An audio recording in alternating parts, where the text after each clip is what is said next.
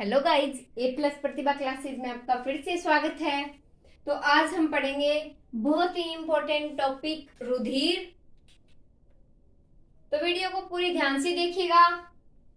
अगर कुछ समझ में नहीं आए तो कमेंट बॉक्स में पूछ लीजिएगा। तो चलिए स्टार्ट करते हैं। रुधिर,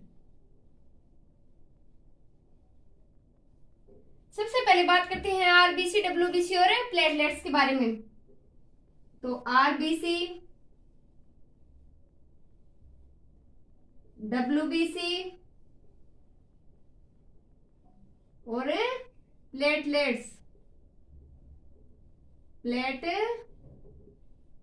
के बारे में। तो आरबीसी को हम क्या कह सकते हैं? और सबसे पहले हम यही बात करेंगे, आरबीसी को हम अन्य क्या नाम से बोल सकते हैं। डब्ल्यूबीसी हम नाम सुनते हैं, उसको हम क्या नाम से बोल सकते हैं। प्लेटलेट्स को हमें क्या नाम से बोल सकते हैं। तो देखिए, आरबीसी लाल रुधिर कणिका,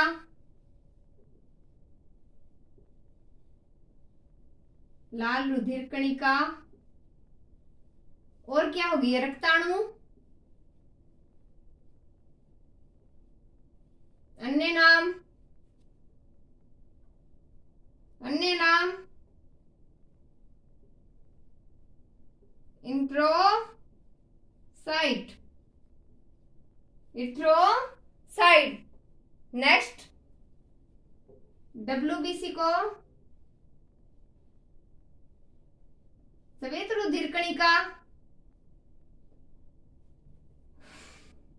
पहले यही देख लीजिए, ल्यूकोसाइट। नेक्स्ट अगर हम बात करें तो बिंबाणु, बिंबाणु, पट्टिकाणु और थ्रोम्बोसाइट।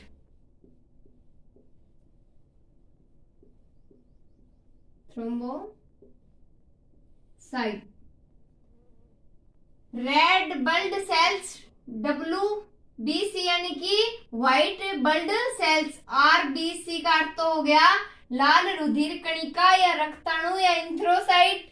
डब्ल्यूबीसी का श्वेत रुधिर कणिका या ल्यूकोसाइट।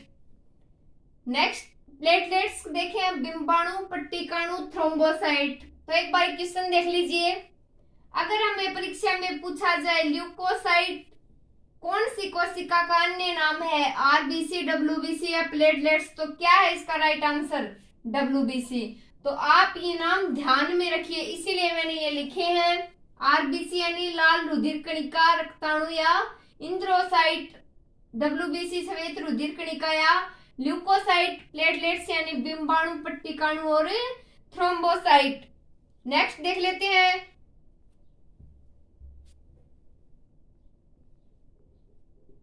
रुधिर का अध्ययन करना। रुधिर का, आप भी साथ साथ नोट कर लीजिए। रुधिर का अध्ययन करना क्या कहलाएगा? Haematology, haematology. नेक्स्ट बात करें हम स्वच्छ मनुष्य में रुधिर कितना होता है, तो ये भी नोट कर लीजिए। स्वच्छ मनुष्य में रुधिर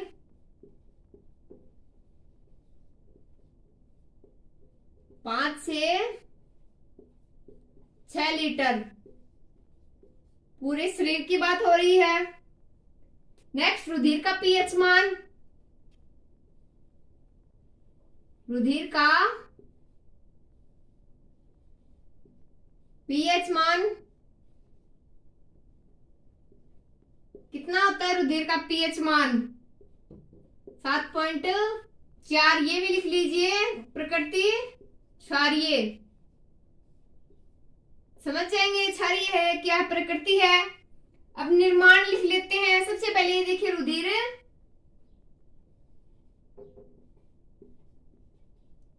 संयोजी उत्तक है।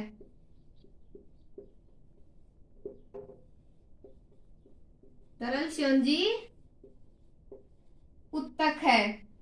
निर्माण, रुधिर का निर्माण ये दो भागों में बटा होता है। नेक्स्ट हम वही देखेंगे। सबसे पहले एक बार फिर से देख लीजिए। आरबीसी लाल रुधिर कणिका रक्ताणु या एंथ्रोसाइट, डब्ल्यूबीसी श्वेत रुधिर कणिका और ल्यूकोसाइट, प्लेटलेट्स बिंबाणु पट्टिकाणु या थ्रोम्बोसाइट। रुधिर का अध्ययन करना, हेमेटोलॉजी। सर्वोच्च मनुष्य में रुधिर कितना होना चाहिए? 5 से 6 लीटर। रुधिर का पीएच मान 7.4। प्रकृति अगर पूछी तो रुधिर की प्रकृति है अम्लीय, क्षारीय, तो कौन सी है? अम्लीय। नेक्स्ट, तरल संयोजी उत्तक है। रुधिर किस प्रकार का उत्तक है? तो रुधिर तरल संयोजी उत्तक है। अब हम रुधिर का निर्माण पढ़ते हैं और उसके भाग पढ़ते हैं। तो देखिए निर्माण,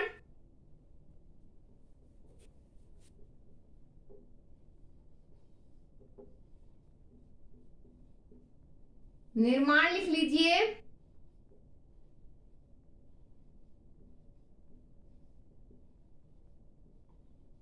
अस्थि मज्जा,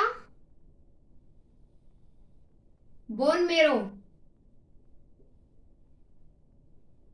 अस्थि मज्जा, बोन मेरो।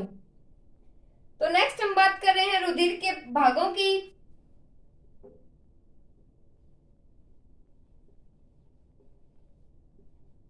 तो रुधिर के भाग 2 हैं। कौन कौन से भाग हैं रुधिर के? नंबर 1 प्लाज्मा, इनको भी हम बारी बारी से देखेंगे। प्लाज्मा दूसरा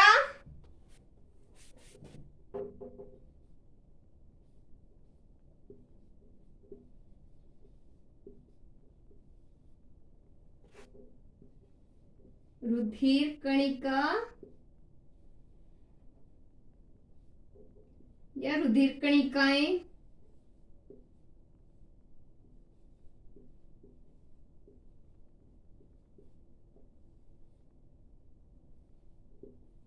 ये किस प्रकार की हैं? ठोस प्रकृति की हैं। तो देखिए निर्माण, अस्थि मज्जा में या बोन मेरो में रुधिर के कितने भाग होते हैं? 2। प्लाज्मा या रुधिर कणिका, रुधिर कणिकाएं। तो सबसे पहले हम प्लाज्मा देखते हैं। तो अब हम देखते हैं प्लाज्मा। तो प्लाज्मा में नोट कर लीजिए। पहले मैं इसके बारे में कुछ बातें आपको बता देती हूँ। यह रक्त का तरल भाग है। कुल रक्त का कितना परसेंट बनाएगा? 55% कुल रक्त का बनाता है। इसका पीएच मान 7.4, प्रकृति क्षारीय। नेक्स्ट अगर हम बात करें तो इसमें 90% जल, 7% कुछ प्रोटीन, 3% लवण। ये सब बातें हम इसमें नोट कर लेते हैं। तो स्टार्ट कीजिए। यह रुधिर का तरल भाग है। कौन सा भाग है? यह रुधिर का तरल भाग है। यह कुल रक्त का कितने परसेंट? 55% भाग बनाता है।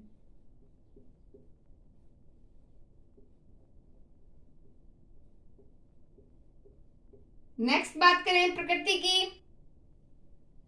प्रकृति क्षारीय। पीएच से आप समझ जाएंगे, पीएच मान है 7.4 और मैं यही लिख दे रही हूं क्षारीय। नेक्स्ट अगर हम बात करें, इसमें 90% जल,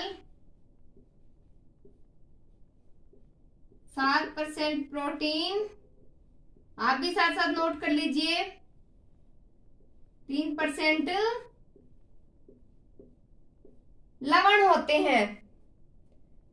तो देखिए यह रुधिर का एक तरल भाग है। कुल रक्त का 55% भाग बनाता है। इसकी प्रकृति क्या है? 7.4 है। प्रकृति क्षारीय है, पीएच मान है 7.4, इसमें 90% जल, 7% प्रोटीन और 3% लवण होते हैं। एक बात और नोट लगाकर यहाँ लिख लीजिए,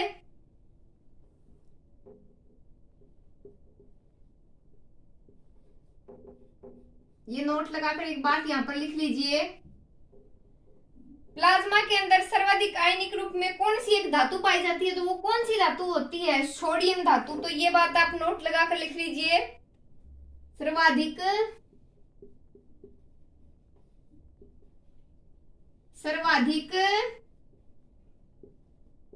आयनिक रूप में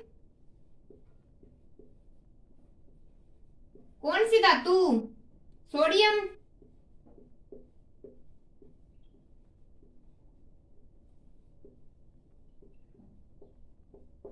सोडियम धातु पाई जाती है। तो इसमें पाई जाने वाली प्रोटीन देख लेते हैं पहले हम।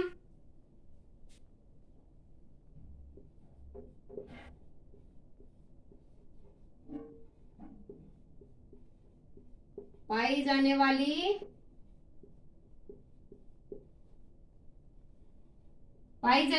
प्रोटीन।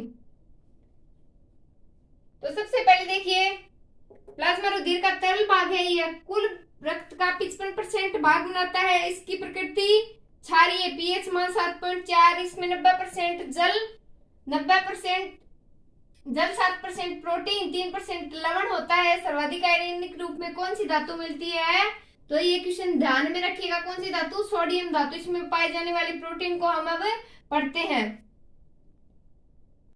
तो देखिए प्रोटीन, सबसे पहले बात करेंगे प्रोथ्रोम्बिन की।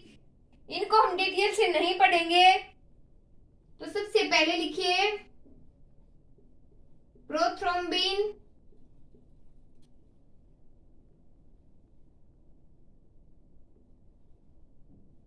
इनकी हम बातें डिटेल से नहीं जानेंगे। Number 2 fibrinogen.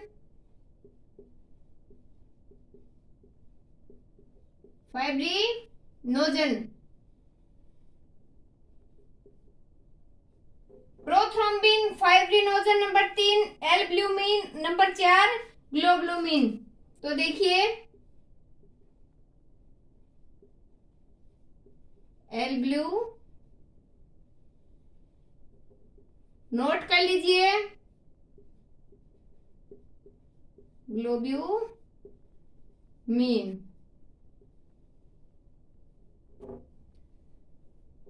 तो देखिए प्रोटीन ये निम्न है, प्रोथ्रोम्बिन, फाइब्रिनोजन, एल्ब्यूमिन और ग्लोबुलिन। तो ये फाइब्रिनोजन प्रोटीन का मुख्य कार्य बताइए, क्या है इसका मुख्य कार्य। इन तीनों में, इन चारों में अलग कौन सी है, प्रोथ्रोम्बिन, फाइब्रिनोजन, एल्ब्यूमिन, ग्लोबुलिन।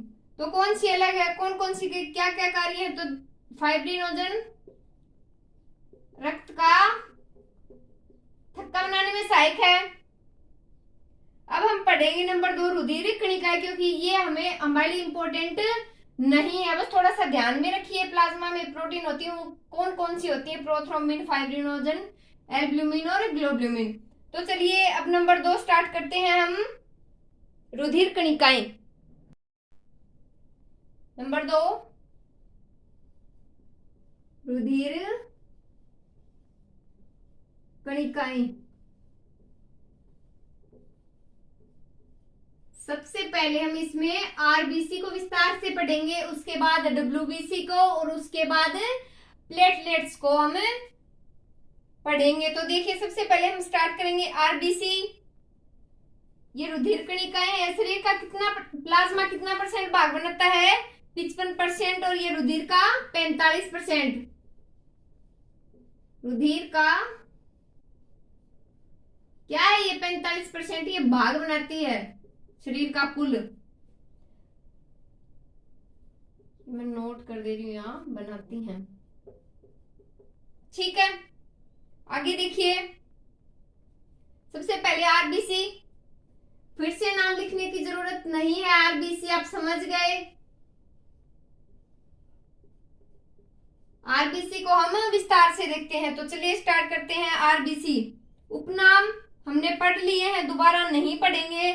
संग्रह देखते हैं सबसे पहले।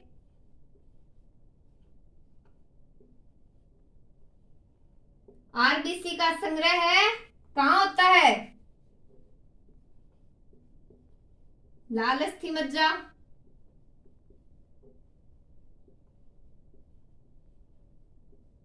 लाल अस्थि मज्जा संग्रह कहाँ होगा?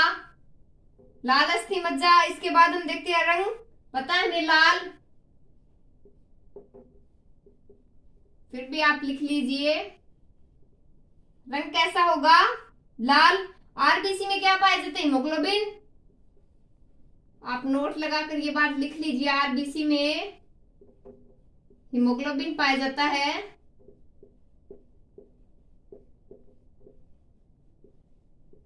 ताकि हमें याद रहे, पाया जाता है।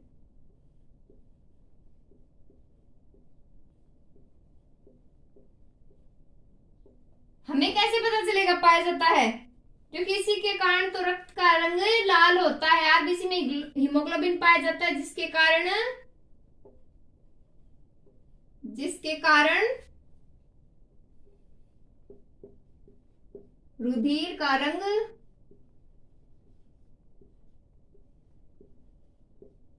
कैसा होता है? लाल।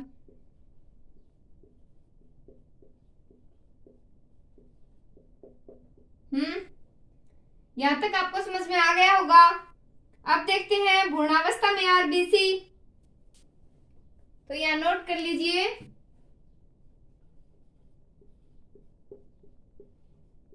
भ्रूणावस्था में आरबीसी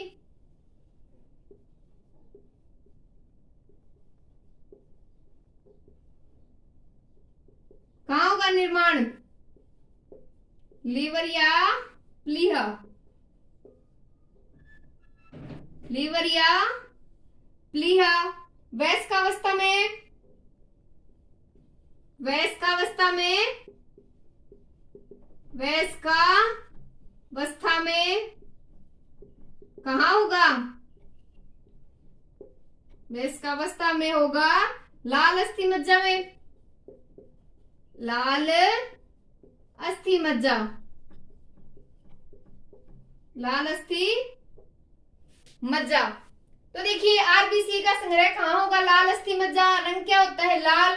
आरबीसी में हीमोग्लोबिन पाया जाता है, जिसके कारण रुधिर का रंग लाल होता है। भ्रूणावस्था में आरबीसी का निर्माण कहाँ होगा? लीवर या प्लीहा। वयस्कावस्था में कहाँ होगा? लाल अस्थि मज्जा। तो अब हम देखते हैं आरबीसी के बारे में कुछ और बातें।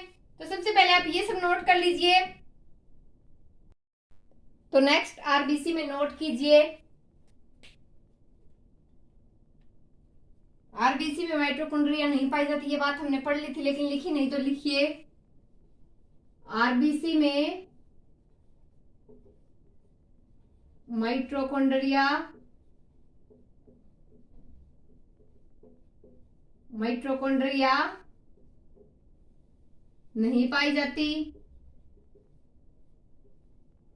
नहीं पाई जाती। नेक्स्ट अगर हम बात करें तो हमारे शरीर में कुल रुधिर कणिकाओं में से लगभग 99% यही बनाती हैं। 99% क्या बनाती है? हमारे शरीर का हिस्सा क्या है? तो हमारे शरीर का हिस्सा 99% आरबीसी है। तो हम ये बात पे नोट लगाकर लिख लेते हैं, मनुष्य के रुधिर में कुल रुधिर कणिकाओं में से 99.9% आरबीसी होती है। तो लिखिए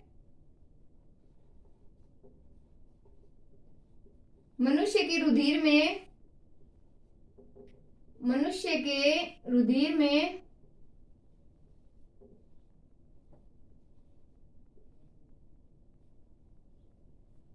रुधिर के मनुष्य में कुल रुधिर कणिकाओं का, कुल रुधिर कणिकाओं या कणिकाओं में से लगभग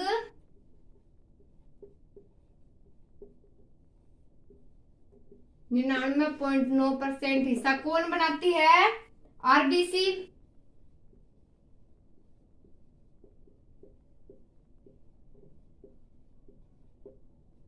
तो तो हम क्या समझ गए, आरबीसी बहुत महत्वपूर्ण है। आरबीसी में माइटोकॉन्ड्रिया नहीं पाई जाती, इसमें कुछ अपवाद भी है, वो भी हम देखेंगे।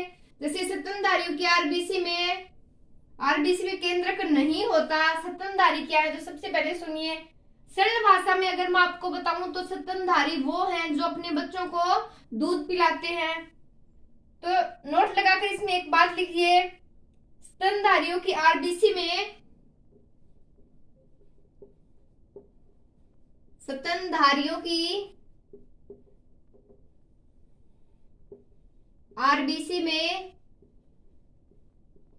केंद्रक नहीं पाया जाता, केंद्रक नहीं पाया जाता।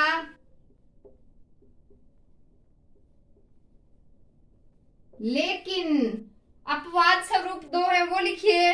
लेकिन ऊंट व लांबा की आरबीसी में, तो यहां लिखिए, लेकिन ऊंट व लांबा की आरबीसी में केंद्रक पाया जाता है, केंद्रक पाया जाता है। तो अभी हमने क्या पढ़ा, आरबीसी में माइटोकॉन्ड्रिया नहीं पाई जाती। मनुष्य के रुधिर में कुल रुधिर कणिकाओं में से लगभग 99.9% आरबीसी होती है। तो हम समझ गए आरबीसी हमारे शरीर का महत्वपूर्ण हिस्सा है। नेक्स्ट बात करें, अगर हम स्तनधारियों की आरबीसी में केंद्रक नहीं पाया जाता, लेकिन ऊंट व लांबा की आरबीसी में केंद्रक पाया जाता है। तो अब हम देखते हैं आरबीसी का जीवन काल, सबसे बड़ी आरबीसी, सबसे छोटी आरबीसी, उसके बाद हम पढ़ेंगे पुरुषों में आरबीसी, महिलाओं में आरबीसी। तो चलिए लिखिए आगे, आरबीसी का जीवन काल लिखिए। सबसे पहले आरबीसी का जीवन काल कितना होगा, आरबीसी का जीवन काल 120 दिन। अब लिखिए सबसे बड़ी आरबीसी, सबसे बड़ी आरबीसी। नेक्स्ट सबसे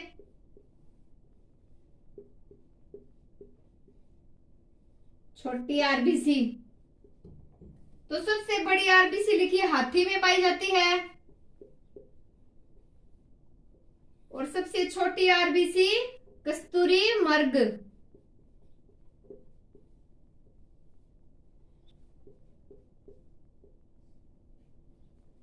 आगे हम बात करेंगे पुरुषों में आरबीसी की मात्रा, महिलाओं में आरबीसी की मात्रा।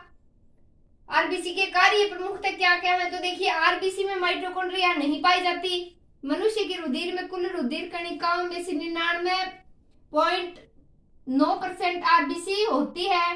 स्तनधारियों में आरबीसी के केंद्रक नहीं पाया जाता। स्तनधारियों में जो आरबीसी होती है उनमें केंद्रक नहीं पाया जाता, लेकिन ऊंट व लांबा की आरबीसी में केंद्रक पाया जाता है। आरबीसी का जीवन काल होता है 120 दिन। सबसे बड़ी आरबीसी हाथी, सबसे छोटी आरबीसी कस्तूरी मर्ग।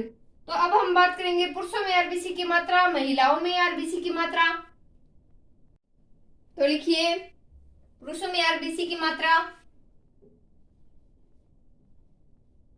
पुरुषों में आरबीसी की मात्रा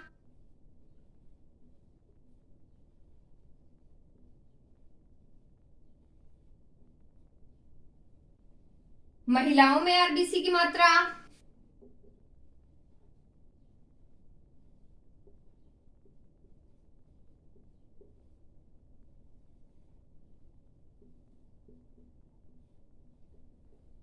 तो पुरुषों में आरबीसी की मात्रा होती है लगभग 52 लाख प्रति घन मिमी।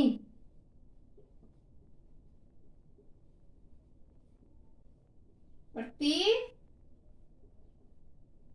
घन मिमी पुरुषों में आरबीसी की संख्या 52 लाख प्रति घन मिमी। नेक्स्ट महिलाओं में प्रति घन मिमी। अब हम बात करते हैं, अगर हमें अपरिपक्व आरबीसी को परिपक्व आरबीसी में परिवर्तित करना है तो उसके लिए हम क्या करेंगे। तो जब आरबीसी अपरिपक्व हो और परिपक्व आरबीसी में उसको कन्वर्ट हम करेंगे तो उसमें किसका प्रयोग करेंगे, तो B9 विटामिन और B12 द्वारा हम आरबीसी को बदल सकते हैं। तो ये बात भी आप यहाँ पर नोट लगाकर लिख लीजिए। अपरिपक्व आरबीसी से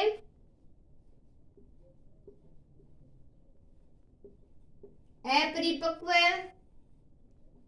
आरबीसी से परिपक्व आरबीसी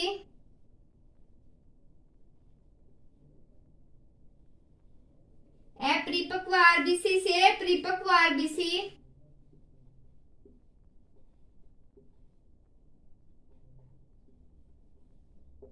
विटामिन कौन से, B9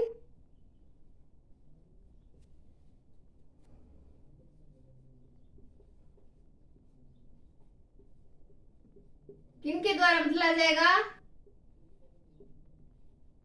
इन्हीं के द्वारा बदला जाता है।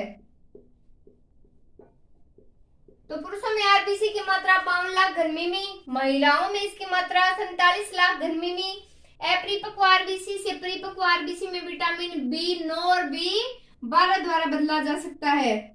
अब एक बात यहाँ पर और लिखिए, परिपक्व आरबीसी कहाँ जाकर नष्ट होगी, परिपक्व आरबीसी परिपक्व आरबीसी प्लीहा या क्या बोलते हैं, तिल्ली। परिपक्व आरबीसी प्लीहा या तिल्ली में जाकर नष्ट होगी। मैं यहाँ पर पूरा नहीं लिख रही, आप समझ गए। परिपक्व आरबीसी प्लीहा या तिल्ली में जाकर नष्ट हो जाती है, इसीलिए प्लीहा को आरबीसी का क्या कहा जाता है, कब्रिस्तान। ये बात भी आप यहां पर ध्यान से लिख लीजिए। तो परिपक्व आरबीसी को ये हमने पढ़ लिया है, परिपक्व आरबीसी कहाँ जाकर नष्ट होगी, प्लीहा में जाकर नष्ट होगी, इसीलिए प्लीहा को आरबीसी का कब्रिस्तान कहते हैं। जब मृत आरबीसी प्लीहा में क्या बनाएगी, ये मृत हो गई आरबीसी, तो यहाँ पर आरबीसी यहाँ पर नष्ट हो गई, कहां पर जाकर, तिल्ली में जाकर या प्लीहा में जाकर आरबीसी क्या हो गई, नष्ट हो गई। तो मृत आरबीसी जो है वो प्लीहा में क्या बनाएगी, कुछ तो करेगी वो वहां जाकर, तो क्या करेगी, क्या बनाएगी वहां पर, बिलीरुबिन वर्णक।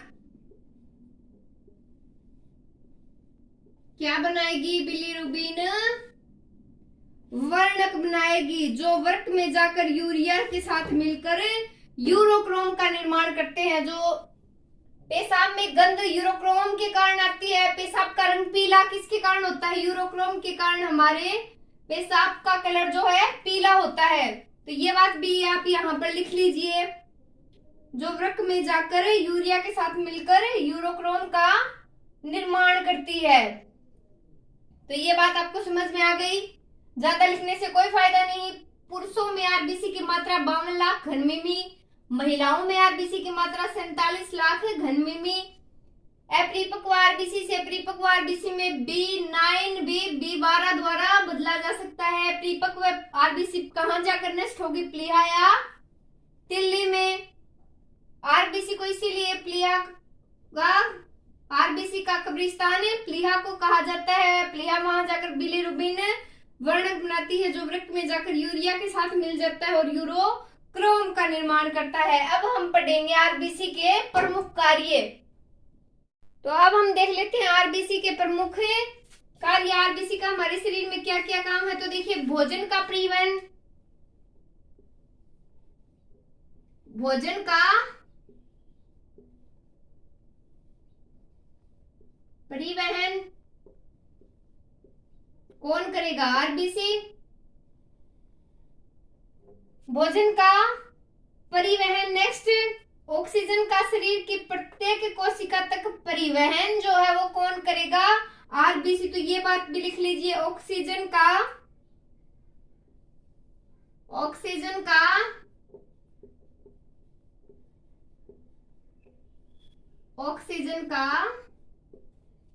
पूरे शरीर में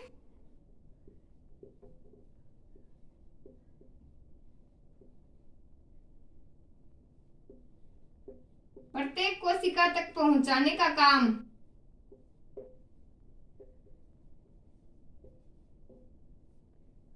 तक पहुंचाना लिख दीजिए, तक पहुंचाना। कौन पहुंचाएगा? आरबीसी।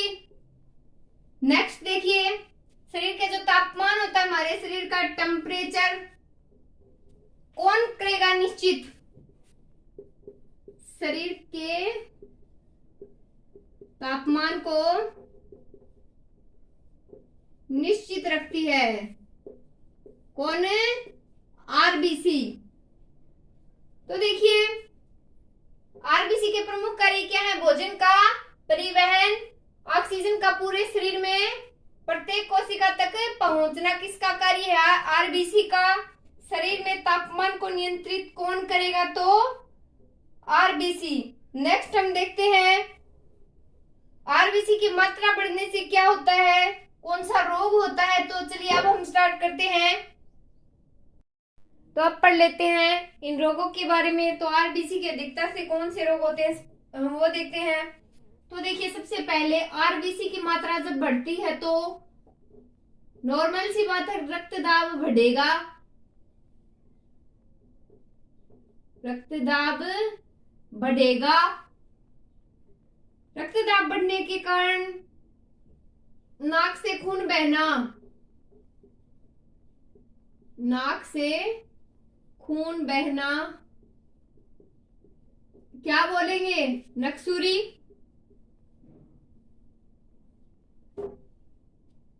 इसी के रक्तदाब बढ़ने के कारण नक्सूरी आती है। तो इस रोग का नाम है, इसे हम नक्सूरी नहीं बोल सकते, पॉलीसाइफेरिया। पॉलीसाइफेरिया या लोह मेहता रोग हम इसको बोलेंगे। लोह मेहता रोग हो जाता है। तो नेक्स्ट हम बात करते हैं डब्ल्यूबीसी की। उपनाम हम पढ़ चुके हैं, बार बार एक ही बात को हम नहीं पढ़ेंगे। तो देखिए, सबसे पहले हम इसका निर्माण देखेंगे, इसकी संग्रह, आकृति, केंद्रक, संख्या, रंग, जीवन काल, सब कुछ देख लेते हैं। तो चलिए स्टार्ट करते हैं निर्माण से।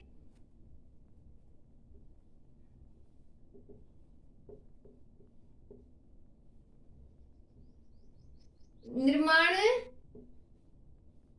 लाल अस्थि मज्जा, लाल अस्थि मज्जा संग्रह, संग्रह है पीत अस्थि मज्जा,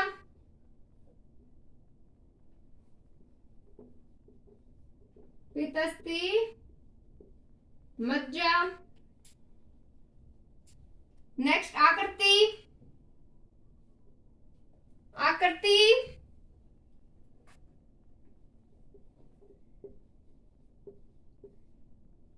आकृति होगी अनिश्चित।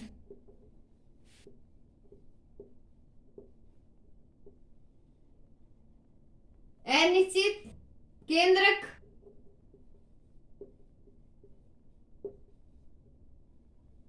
तो हम ये लिख सकते, केंद्रक युक्त या केंद्रक होता है, केंद्रक युक्त कोशिका है। अब संख्या देख लीजिए, वयस्क मनुष्य में 6000 से 8000 घन मिमी संख्या, वयस्क मनुष्य में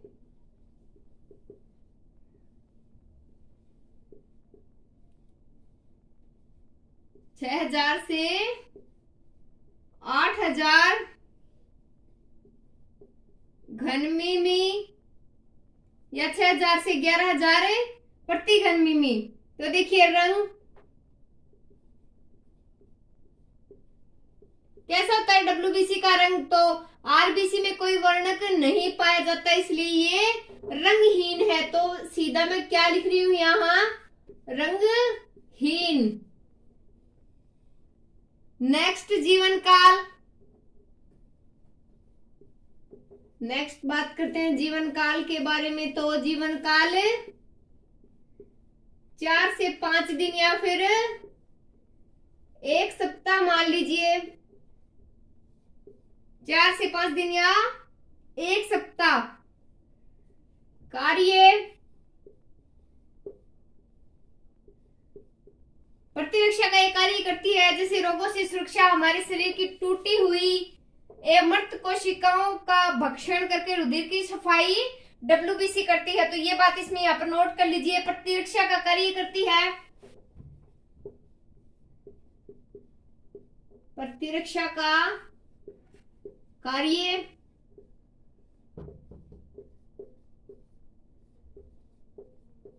प्रतिरक्षा का कार्य करती है,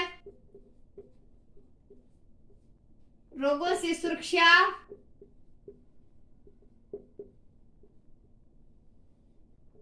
रोगों से सुरक्षा, जैसे शरीर में टूटी हुई मृत कोशिकाओं को, शरीर में टूटी हुई कौन सी कोशिका, मृत कोशिकाओं को, मृत कोशिकाओं का भक्षण करके, ये भक्षण है, भक्षण करके क्या करेगी, भक्षण करके रुधिर की सफाई, खून को साफ, रुधिर को साफ करती है। नेक्स्ट हम पढ़ेंगे इसके भाग। तो एक बार फिर से देख लीजिए डब्ल्यूबीसी, इसका निर्माण लाल अस्थि मज्जा संग्रह है, पित्त अस्थि मज्जा, आकृति अनिश्चित, केंद्रक युक्त होती है।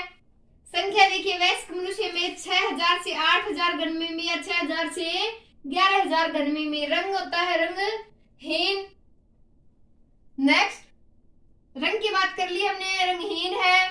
जीवन काल 4 से 5 दिन या अधिकतम 1 सप्ताह है। कार्य, प्रतिरक्षा का कार्य करती है, रोगों से सुरक्षा करती है, हमारे शरीर में टूटी हुई जो मृत कोशिकाएं होती हैं उनका भक्षण करके रुधिर को साफ कर देती है। तो अब हम पढ़ते हैं आरबीसी के भाग। तो अब हम कुछ बात कर लेते हैं इनके भागों की। तो देखिए डब्ल्यूबीसी के मुख्यतः भाग कितने हैं, 2 है, कणिकामय और अकणिकामय। नोट कर लीजिए, ये मैं यहां दे रही हूं, देखो भाग बराबर 2, नंबर 1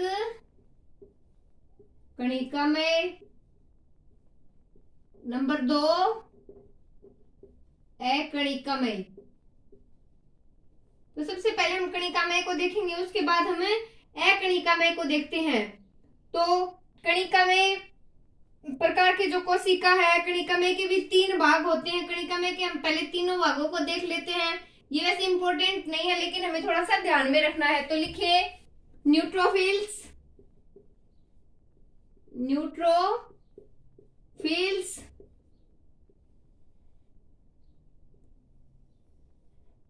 नंबर 2 इसी का भाग है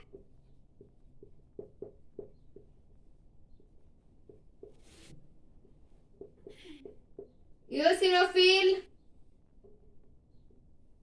इओसिनोफिल, और तीसरा है बेसोफिल। तीसरा क्या है, बेसोफिल, सर्वाधिक मात्रा। बेसोफिल की होती है सर्वाधिक मात्रा, यानी कि 62% तक हम बोल सकते हैं। ये 2.5 और ये लगभग माने तो 0.5 मान लीजिए, 0.5। तो देखिए डब्ल्यूबीसी के भाग 2 होते हैं, कणिकामय और अकणिकामय। कणिकामय के भी फिर 3 भाग हैं, न्यूट्रोफिल्स, इओसिनोफिल और बेसोफिल। नेक्स्ट हम बात करते हैं अकणिकामय के 2 भागों के बारे में। अकणिकामय के भी कितने भाग हैं, 2 भाग हैं, मोनोसाइट और लिम्फोसाइट। तो नंबर 1 लगाकर लिखिए मोनोसाइट और लिम्फोसाइट। कितने भाग हैं? 2 भाग हैं। अब इन दोनों में हम थोड़ी थोड़ी बातें पढ़ेंगे। तो सबसे पहले हम इन दोनों की बातें पढ़ते हैं। WBC में हम इन भागों को पढ़ेंगे, मोनोसाइट और लिम्फोसाइट। तो देखिए मोनोसाइट में हमें ज्यादा बातें नहीं पढ़नी है, लिम्फोसाइट की भी हमें ज्यादा बातें नहीं पढ़नी, बस थोड़ा सा ध्यान में रखने के लिए मैं आपको बता रही हूं। तो ये महाभक्षक कोशिका होती हैं। तो ये महाभक्षक कोशिका के रूप में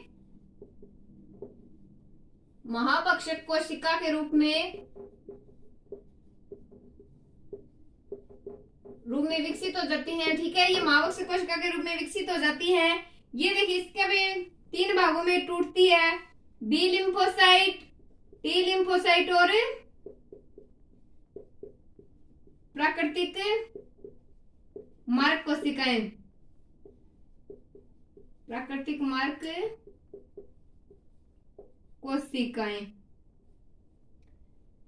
बी लिम्फोसाइट और टी लिम्फोसाइट और प्राकृतिक मार्ग कोशिकाएं। नेक्स्ट देखिए एड्स एवं टाइफाइड रोग जब होता है तो एड्स और टाइफाइड में WBC की मात्रा कम हो जाती है।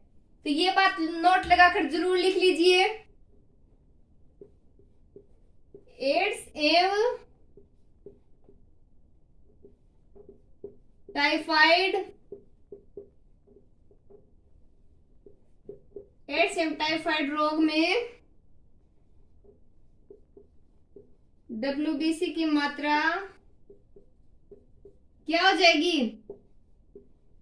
कम हो जाती है। जैसे हम बात करें रक्त कैंसर, इसमें WBC की मात्रा क्या होगी? बढ़ जाती है, जिसे हम क्या कहेंगे? ल्यूकोमिया। तो ये देखिए ल्यूकोमिया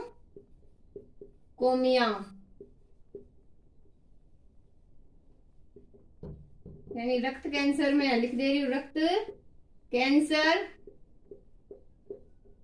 इसमें क्या होगा? WBC बढ़ जाती है। क्या होगा? WBC बढ़ जाती है। तो शुरू से देखिए इसको,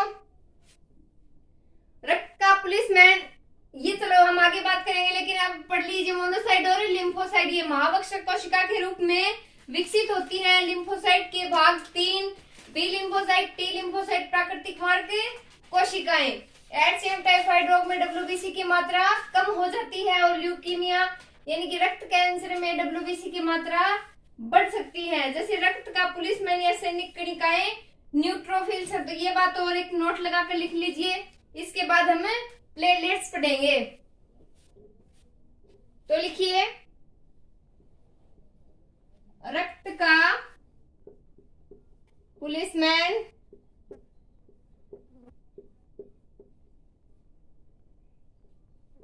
या फिर सैनिक कणिका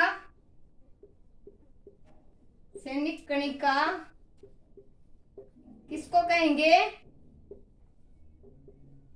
न्यूट्रोफिल को कहते हैं। किसे कहेंगे? न्यूट्रोफिल्स को। तो अब हम पढ़ते हैं प्लेटलेट्स। प्लेटलेट्स देखते हैं, आप नाम हम पढ़ चुके हैं। सबसे पहले हम इसका निर्माण देखेंगे। तो इसका निर्माण लाल अस्थि मज्जा। अब देखते हैं संग्रह। तो संग्रह है पित्तस्थि मज्जा। संग्रह कहाँ? पित्तस्थि मज्जा। नेक्स्ट आकृति। आकृति अनिश्चित।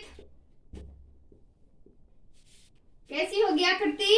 अनिश्चित होगी। जीवन काल 10 दिन या 5 से 7 दिन। लिखिए जीवन काल 5 से 7 दिन या 10 दिन मान लीजिए अधिकतम। अब केंद्रक, केंद्रक का अभाव होता है, केंद्रक विहीन होता है। लिखिए केंद्रक,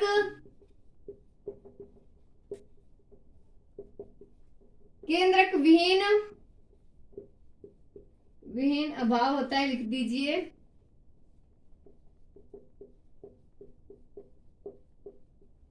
नेक्स्ट संख्या देखे तो 3 लाख घन मिमी या 4 लाख घन मिमी तक हाईएस्ट है ये। 3 लाख घन मिमी से 4 लाख तक मान सकते कार्य रक्त का थक्का बनता है।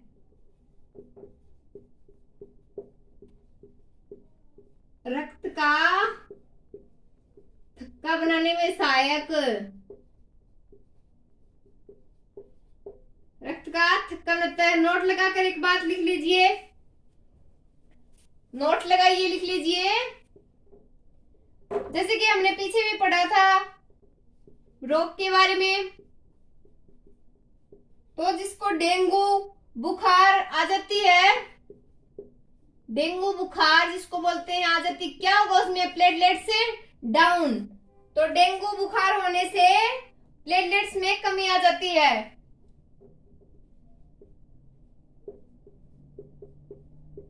होने पर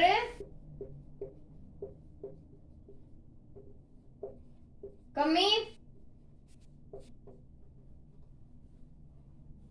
अब देखेंगे आरबीसी का ज्यादा होना, आरबीसी का कम होना, डब्ल्यूबीसी का ज्यादा होना, डब्ल्यूबीसी का कम होना, प्लेटलेट्स का कम होना, ज्यादा होना। तो एक बार पहले ये देख लीजिए, प्लेटलेट्स का निर्माण होगा लाल अस्थि मज्जा में, संग्रह कहाँ होगा? पीत अस्थि मज्जा में आकृति, अनिश्चित जीवन काल 5 से 7 दिन या 10 दिन।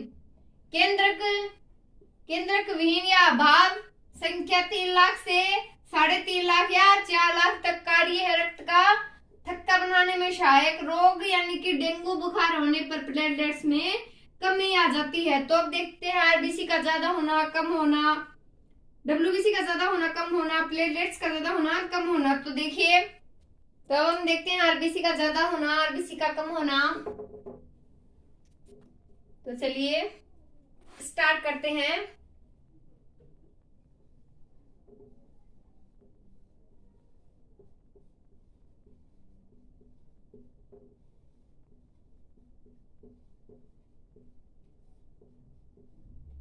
या आरबीसी का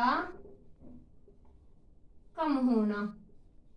तो जब आरबीसी शरीर में बढ़ती है, आरबीसी का ज्यादा होना क्या कहलाएगा? एरिथ्रोसाइटोसिस।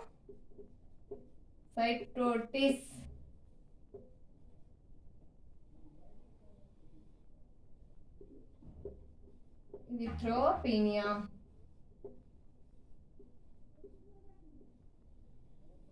आरबीसी का ज्यादा होना क्या कहलाएगा?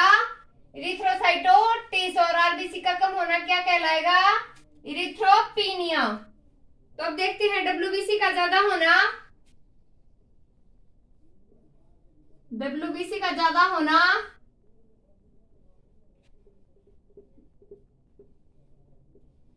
यहां पर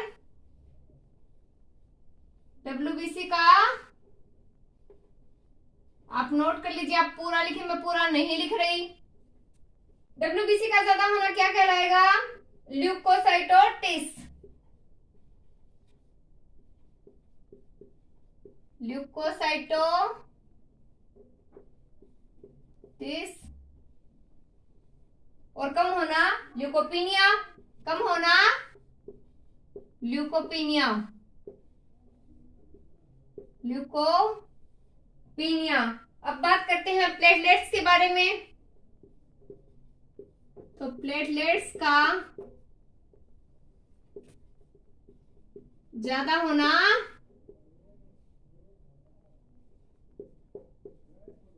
थ्रोम्बोसाइटोसिस, ये इनके उपनाम जैसे थे उन्हीं से मिलते जुलते नाम है। और कम होना थ्रोम्बोसाइटोपिनिया। देखिए आरबीसी का ज्यादा होना इंथ्रोसाइटोसिस आरबीसी का कम होना, इंथ्रोपिनिया डब्ल्यूबीसी का ज्यादा होना, ल्यूकोसाइटोसिस डब्ल्यूबीसी का कम होना, ल्यूकोपिनिया प्लेटलेट्स का ज्यादा होना, थ्रोम्बोसाइटोसिस और प्लेटलेट्स का कम होना, थ्रोम्बोसाइटोपिनिया। तो अब हम पढ़ेंगे रुधिरवृक्क के बारे में कुछ बातें, इसकी खोज और वर्गीकरण से संबंधित कुछ महत्वपूर्ण क्वेश्चन। तो चलिए स्टार्ट करते हैं। सबसे पहले बात कर लेते हैं रुधिरवृक्क की खोज की। तो रुधिरवृक्क की खोज सर्वप्रथम किसने की थी? कार्ल्स लिंडस्टीनर ने। कार्ल्स लिंडस्टीनर ने। तो रुधिरवृक्क का वर्गीकरण मैं ये यहां लिख रही हूं। वर्गीकरण कितने भागों में? 2 भागों में। किसके आधार पर? प्रतिजन के आधार पर या एंटीजन के आधार पर। तो एंटीजन रुधिर का वर्गीकरण एंटीजन के आधार पर लिख रही हूं मैं, एंटीजन के आधार पर। ये 2 वर्ग एंटीजन के आधार पर हैं। कौन कौन से हैं वो देख लीजिए। RH कारक या ABO समूह। तो रुधिरवृक्क की खोज किसने की थी? कार्ल लांडस्टीनर ने। वर्गीकरण 2 भागों में एंटीजन के आधार पर ABO समूह और RH कारक। तो मनुष्य के रुधिर में 2 प्रकार की प्रोटीन पाई जाती है। मनुष्य का जो रुधिर है, जो खून है, उसमें कितने प्रकार की प्रोटीन पाई जाती है? तो 2 प्रकार की प्रोटीन। आप साथ साथ नोट्स बना लीजिए, मैं लिख रही हूं। कितने प्रकार की प्रोटीन? 2 प्रकार की प्रोटीन। कौन कौन सी है? एक एंटीजन और दूसरी एंटीबॉडी, यानी एक तो है प्रतिजन, एक है प्रतिरक्षी। तो अब दोनों को हमें डिटेल से पढ़ना है। एंटीजन या एंटीबॉडी, या बोलो इसको प्रतिरक्षी। तो अब हम इन दोनों के बारे में थोड़ी थोड़ी बातें देख लेते हैं। तो चलिए इनके दोनों प्रकार स्टार्ट करते हैं। थोड़ी थोड़ी बातें हम दोनों के बारे में देख लेते हैं। तो यह आरबीसी किस स्तर पर पाई जाती है, जैसा कि हम पढ़ चुके हैं, और ये प्लाज्मा की सतह पर पाई जाएगी। तो चलिए लिखिए इसका निर्माण ग्लाइकोप्रोटीन से। यहां मैं ऐसे लिख रही हूं, निर्माण ग्लाइकोप्रोटीन। Glyco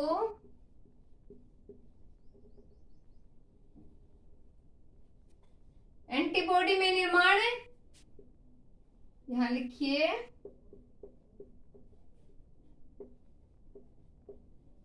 immunoglobulin.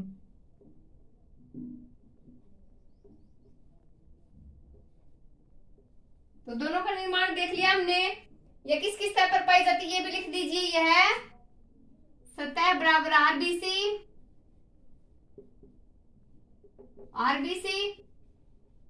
यह आरबीसी किस सतह पर पाई जाती है? ये सतह है बराबर प्लाज्मा। ये प्लाज्मा की सतह पर पाई जाएगी। इसके भी 2 प्रकार हैं और इसके भी 2 प्रकार हैं। तो प्रकार 2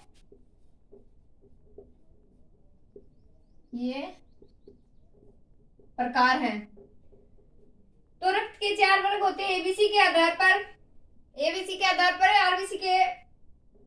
आरबीसी की सतह पर 4 होते हैं रक्त के भाग। तो देखिए रक्त के चारों वर्ग हम लिखते हैं एंटीजन के आधार पर। ए बी और यहां अनुपस्थित। अब यहां देखिए बी ए यहां अनुपस्थित और यहां ए बी। नेक्स्ट देखते हैं रक्त को ग्रहण करने वाली प्रतिरक्षी जब हम किसी से रक्त लेते हैं तो क्या देखेंगे, रक्त देने वाले की प्रतिजन, रक्त देने वाले की प्रतिजन और रक्त लेने वाले की एंटीबॉडी प्रतिजन देखते हैं, प्रतिजन। तो ये बात यहाँ नोट लगा कर लिख लीजिए। रक्त ग्रहण करने वाले की, रक्त ग्रहण करने वाले की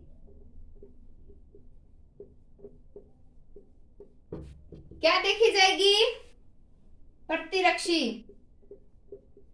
प्रतिरक्षी। आगे आपको पता है प्रतिरक्षी देखी जाएगी। और रक्त देने वाले का प्रतिजन, रक्त दाता या देने वाले का प्रतिजन। सर्वाधिक दाता कौन है, O negative, negative. A B की खोज किसने की थी, डी कास्टेलो व स्टर्ली। तो नोट कीजिए,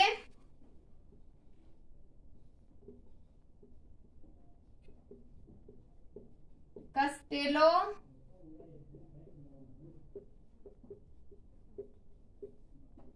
डी कास्टेलो स्टर्ली। तो रुधिर को किस में रखा जाता है, रुधिर बैंक में रखा जाता है। रुधिर बैंक में लंबे समय तक हम रुधिर को सुरक्षित रख सकते हैं। रुधिर बैंक में लगभग 30 दिन लिख लीजिए।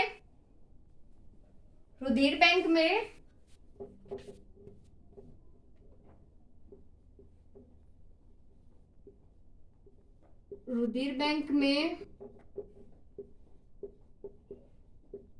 लगभग 30 दिन रुधिर सुरक्षित रहता है, सुरक्षित रहता है।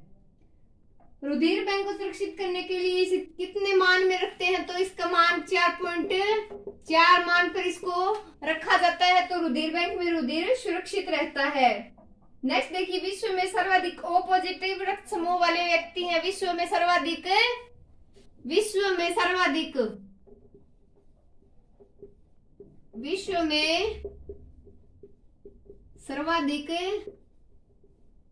ओ पॉजिटिव वाले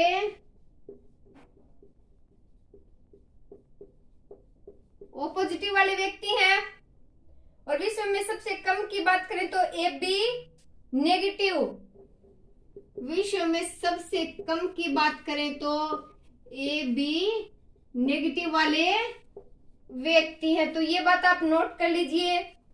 एंटीजन व एंटीबॉडी का अध्ययन और देख लेते हैं। एंटीजन और एंटीबॉडी का एक साथ अध्ययन करना क्या कहलाता है, सीरोलॉजी। तो एंटीजन एंटीबॉडी का अध्ययन क्या कहलाएगा, सीरोलॉजी।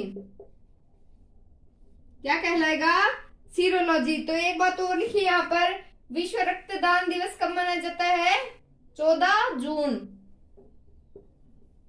विश्व रक्तदान दिवस कब मनाया जाता है, 14 जून। अब हम क्या पढ़ रहे हैं, ए बी और रक्त समूह हमने पढ़ लिया है। अब हम पढ़ेंगे आर एच कारक एवं आर एच एंटीजन के बारे में।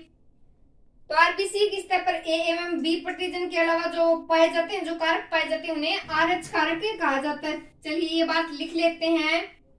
एबीसी की सतह पर, आरबीसी की सतह पर एबी के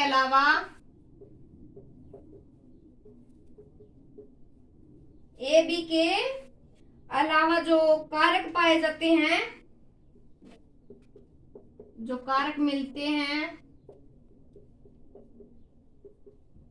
उन्हें आरएच कारक कहा जाता है। आरएच कारक की खोज किसने की थी, आरएच कारक की खोज कार्ल लैंडस्टीनर एवं विनर ने। कार्ल लैंडस्टीनर ने, साथ में किसने की थी, विनर ने। तो आरएच कारक आर एच पॉजिटिव वे होते हैं जैसे A plus B plus O plus, और आर एच नेगेटिव वे होते हैं जैसे A minus B minus A B minus. तो ये बात लिखने की जरूरत है नहीं। तो आर एच कारक मानव में कितने परसेंट उपस्थित होता है, तो 85%, और यह सर्वाधिक महत्वपूर्ण है क्योंकि यह प्रतिरक्षा करता है, क्योंकि यह प्रतिरक्षा ध्वनि है। तो परसेंट लिख लीजिए 85%। और भारत में लगभग 93%